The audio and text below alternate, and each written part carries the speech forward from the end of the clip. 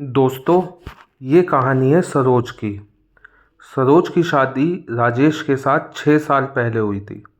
इन 6 सालों में जिन लोगों की शादी हुई थी वे एक दो बच्चों के माँ बाप बन गए थे, लेकिन सरोज अभी तक माँ नहीं बन पाई थी।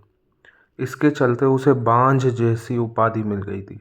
राह चलती औरतें भी सरोज को तरह तरह के ताने देती और बांझ कहकर चिढ़ाती।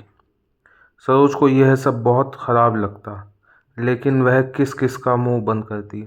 आखिर वे लोग भी तो ठीक ही कहते हैं। रोज की तरह आज की सुबह भी सास की गाली और ताने से ही शुरू हुई। सरोज रोज रोज के झगड़े से तंग आ चुकी थी, लेकिन वह और कर भी क्या सकती थी। उसे तो सुनना था। वह चुपचाप सास, ससुर और पड़ोसियों के ताने सुनती और रोती। सरोज सोचती, मैं क्या करूं? अपना इलाज तो करा रही हूं। डॉक्टर ने लगातार इलाज कराने को कहा है, जो मैं कर रही हूं, लेकिन जो मेरे वश में नहीं है उसे मैं कैसे कर सकती हूं। एक दिन पड़ोस का एक बच्चा खेलते खेलते सरोज के घर आ गया। बच्चे को देख सरोज ने उसे अपनी गोद में बिठा लिया और उसे प्यार से चूमने लगी। जब सास ने सरोज को दूसरे के बच्चे को चूमते हुए देखा तो वह बिफर पड़ी। वह उसकी गोद से बच्चे को छीनते हुए बोली, कलमुही, बच्चा पैदा करने की तो ताकत है नहीं, दूसरे के बच्चों से अपना मन बहलाती है। तू तो उस बंजर ज़मीन की तरह है जहाँ फसल तो दूर घास भी उगना पसंद नहीं करती। जब सरोज से सास की बातें नहीं सुनी गईं तो वह अपने कमरे में जाकर अंदर से दरवाज़ा बंद कर रोने लगी। रात को राजेश के आने पर सरोज ने रोते हुए सारी बात उसे बता दी और बोली, मैं बड़ी अभागिन हूँ। मैं किसी की इच्छा पूरी नहीं कर सकती। ऊपर से मुझ पर बांझ होने का दब्बा भी लग चुका है। सरोज की बातें सुनकर राजेश ने कहा, तुम माँ की बातों का बुरा मत मानो। उन्हें ऐसा नहीं कहना चाहिए। हर माँ बाप की इच्छा होती है कि उनके परिवार को आगे बढ़ाने वाला उनके रहते हुए ही आ जाए। तुमसे यह इच्छा पूरी नहीं होते देख कर माँ तुमसे उल्टी सीधी बातें बोलती है। तुम चिंता मत करो, तुम्हारा इलाज चल रहा है, तुम ज़रूर माँ बनोगी। सरोज बोली, मेरी एक सहेली थी, वह भी बहुत दिनों बाद माँ बनी थी। माँ बनने में देर होते देखकर जब उसने अपना इलाज कराया तो जांच में उसमें कोई कमी नहीं पाई गई। कमी उसके पति में थी। जब उसके पति ने इलाज कराया तभी वह माँ बन सकी। हो सकता है उसी की तरह आप में भी कोई कमी हो, इसलिए मैं चाहती हूँ कि आप भी एक बार अपना इलाज करा लेते। सरोज की बात सुनकर राजेश भड़क उठा। मुझ में भला क्या कमी हो सकती है? मैं तो बिल्कुल ठीक हूँ, मुझ में कोई कमी नहीं है। मेरी चिंता छोड़ो, तुम अपना अच्छी तरह इलाज कराओ। मैं मानती हूँ कि आप में कोई कमी नहीं है, लेकिन तसल्ली की खातिर सरोज ने सलाह देने के ख्याल से ऐसा कहा, लेकिन राजेश ने उसकी बात को बीच में ही काट दिया। नहीं सरोज, तसल्ली वगैरह कुछ नहीं। मैंने कहा ना, मुझ में कोई कमी नहीं है। राजेश ने उसे डांट दिया। पति के भड़के मिजाज को देख सरोज ने चुप रहना ही उचित समझा। शहर के बड़े बड़े डॉक्टर से उसका इलाज हुआ, फिर भी उसकी कोख सूनी ही रही। डॉक्टर ने जांच के दौरान उसमें कोई कमी नहीं पाई। देखो सरोज, रिपोर्ट देखने के बाद तुम में कोई कमी नज़र नहीं आती। शायद तुम्हारे पति में कोई कमी होगी। तुम एक बार उसे भी इलाज कराने की सलाह दो। डॉक्टर ने उसे समझाया। अब सरोज को पूरा भरोसा हो गया था कि उसमें कोई कमी नहीं है। माँ बनने के लिए कमी उसी के पति में ही है, लेकिन उसे कौन समझाए। उसे राजेश के गुस्से से भी डर लगता था।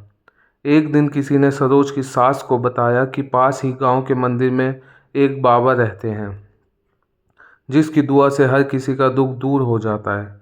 सास ने यह बात अपने बेटे राजेश को बता दी और सरोज को बाबा के पास भेजने को कहा।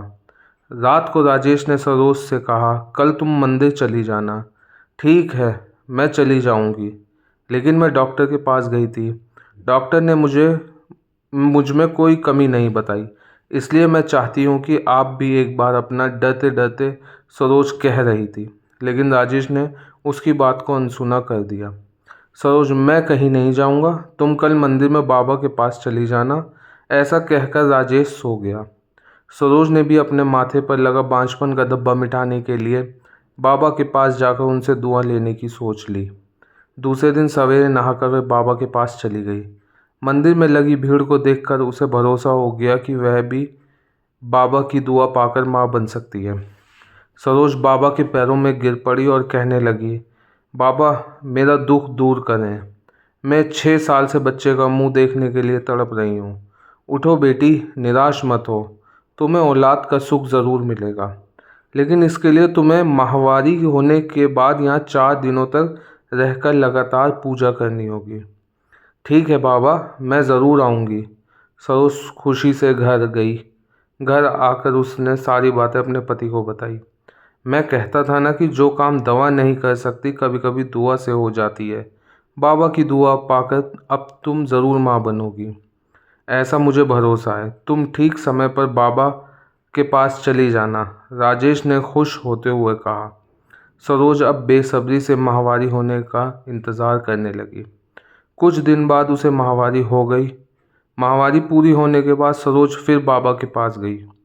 उसे देखते ही बाबा ने कहा, बेटी, जैसा कि मैंने तुम्हें पहले भी कहा था कि यहीं रहकर 4 दिनों तक लगातार पूजा करनी पड़ेगी, तभी तुम माँ बन सकोगी। जी बाबा, मैं रहने के लिए तैयार हूँ, सरोज ने कहा। ठीक है, अभी तुम अंदर चली जाओ, रात से तुम्हारे लिए पूजा करनी शुरू करूँगा। अपनी चाल को कामयाब होते देख बाबा मन ही मन खुश होते हुए बोला। रात को बाबा ने सरोज से कहा, बेटी, इस पूजा के दौरान कोई भी देवता खुश होकर तुम्हें औलाद दे सकता है। इसके लिए तुम्हें सब कुछ चुपचाप सहन करना पड़ेगा, नहीं तो तुम कभी माँ नहीं बन पाओगी। जी बाबा, मैं सब कुछ करने को तैयार हूँ, बस मुझे औलाद हो जानी चाहिए। सरोज के इतना कहने के बाद बाबा उसे एक कोठरी में ले गए, जहाँ हवन कुंड बना हुआ था। उसमें आग जल रही थी। बाबा ने उसे वहीं पर बिठा दिया और वह भी बैठकर जाप करने लगे। कुछ देर तक जाप करने के बाद बाबा ने कहा, सरोज, देवता मुझ में समा चुके हैं। वह तुम्हें औलाद का सुख देना चाहते हैं, इसलिए तुम चुपचाप अपने बदन के सारे कपड़े उतार दो और औलाद पाने के लिए मेरे पास आ जाओ। वह तुम्हें दुआ देना चाहते हैं। सरोज ने यह सोचकर कि बाबा में देवता समा चुके हैं और देवता जो भी करते हैं गलत नहीं करते, इसलिए उसने अपने बदन के सारे कपड़े उतार दिए। बाबा उसके अंगों से खेलने लगे और उसे दुआ देने के नाम पर उसकी इज्जत पर डाका डाल दिया। 4 दिनों तक लगातार बाबा ने इस पूजा के बहाने सरोज से जिस्मानी संबंध बनाए।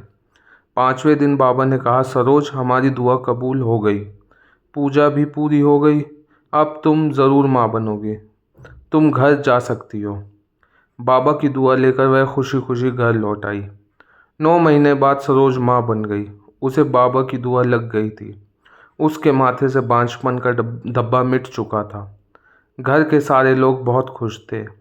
राजेश को पूरा यकीन हो गया था कि उसमें भी बाप बनने की ताकत है, लेकिन सच्चाई से सभी अनजान थे।